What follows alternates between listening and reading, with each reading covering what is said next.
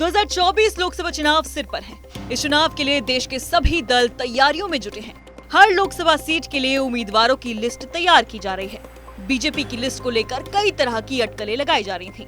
इस सब के बीच पूर्वी दिल्ली से बीजेपी सांसद गौतम गंभीर का बड़ा बयान सामने आया है। गौतम गंभीर ने इस बार लोकसभा चुनाव नहीं लड़ने का फैसला कर लिया है। शनिवार को आए उनके ट्वीट ने शीशे की तरह सारी पिक्चर साफ कर दी है। गंभीर ने पीएम मोदी और गृह मंत्री अमित शाह से उन्हें राजनीतिक दायित्वों से मुक्त करने की सिफारिश कर दी है। गौतम गंभीर ने यह घोषणा ऐसे समय में की है जब भारतीय जनता पार्टी आगामी लोकसभा चुनाव के लिए अपने उम्मीदवारों की लिस्ट तैयार कर रही है। ऐसा माना जा रहा था कि इस बार पूर्वी दिल्ली से बीजेपी सांसद गौतम गंभीर का टिकट कट सकता है, लेकिन अब लिस्ट आने से पहले ही गौतम गंभीर ने अपना नाम वापस ले लिया है। पूर्वी दिल्ली से बीजेपी सांसद गौतम गंभीर ने अपने ट्वीट में लिखा, मैंने पार्टी के आदरणीय अध्यक्ष श्री जेपी नड्डा जी से विनती की है कि वो मुझे राजनीतिक दायित्वों से मुक्त करें ताकि मैं अपनी आने वाली क्रिकेट प्रतिबद्धताओं पर ध्यान दे पाऊं। मैं शुक्रगुजार हूं कि उन्होंने मुझे जनता की सेवा करने का मौका दिया। गौतम गंभीर को पूर्वी दिल्ली से इस बार टिकट मिलने पर शुरू से ही संशय था। कई दिनों से कहा जा रहा था कि बीजेपी इस बार के लोकसभा चुनाव में उन्हें दोबारा रिपीट करने के मूड में बिल्कुल नहीं है। बीजेपी दिल्ली से कोई नई लिस्ट जारी करती उससे पहले ही गंभीर ने अपना नाम वापस ले लिया। इस बार कहा जा रहा था कि शायद 100 से ज्यादा सांसदों का टिकट बीजेपी काट सकती है। गंभीर के इस ट्वीट को उनके राजनीतिक संन्यास के रूप में देखा जा रहा है। सूत्रों के मुताबिक गंभीर पिछले कई महीनों से राजनीति को लेकर बिल्कुल उत्साहित नहीं थे। वो दोबारा से क्रिकेट की ओर देखना चाह रहे थे।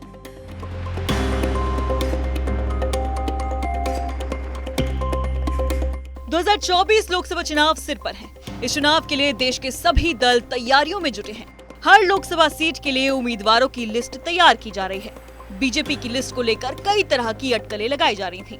इस सब के बीच पूर्वी दिल्ली से बीजेपी सांसद गौतम गंभीर का बड़ा बयान सामने आया है। गौतम गंभीर ने इस बार लोकसभा चुनाव नहीं लड़ने का फैसला कर लिया है।